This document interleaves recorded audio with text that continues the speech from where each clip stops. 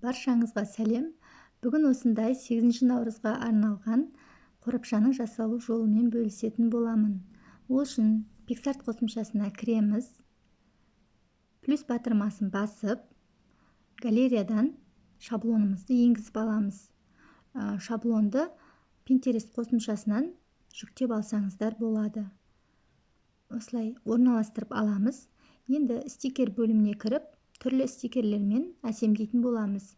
Мен добавить фотоны басып, галереядан алдын ала көшіріп қойған стикерді енгізіп аламын.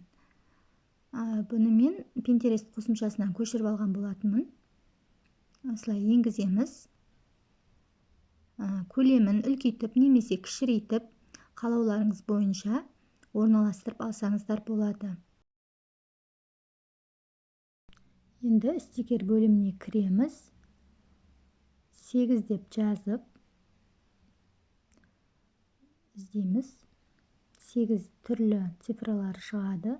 Соның ішіндегі біреуін таңдап аламыз. Осыны алайық.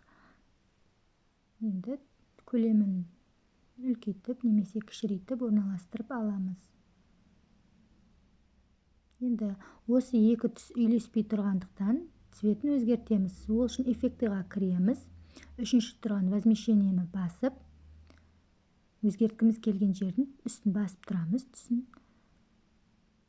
Осының ішінде түрлі цветтер шығады, соның біреуін таңдаймыз.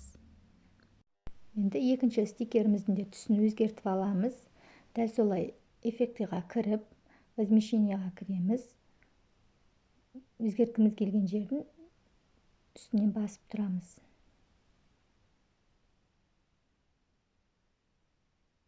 Сақтап аламыз.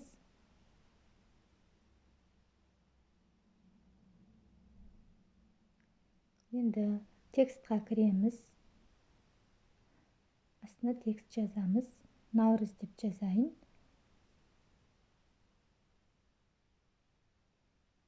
Енді цветін өзгертеміз. Цветтің ішіне кіріп, пипетканы таңдаймыз.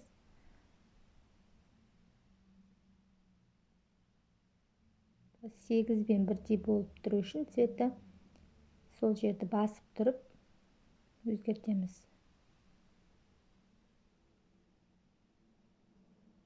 Туралап қойып аламыз.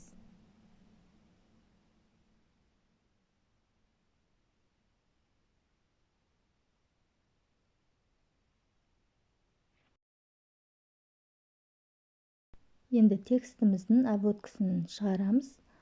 Ол үшін біз стикердегі ақшылдау түсті алатын боламыз таңдап. Сол кезде біздің текстіміз әдемірек көрінетін болады. Енді осының екінші беті қазір бізде пустой тұр. Енді біз осының копиясын жасап, екінші бетіне орналастыратын боламыз. Ол үшін стикеріміздің үстін басып тұрсақ, копия деп шығады біздің үстіңгі жағында. Соны басып, осылай, дәл осылай көшірмесін жасап аламыз. Немесе екінші бетіне басқаша стикер енгізуге де болады, немесе текст жазуға болады.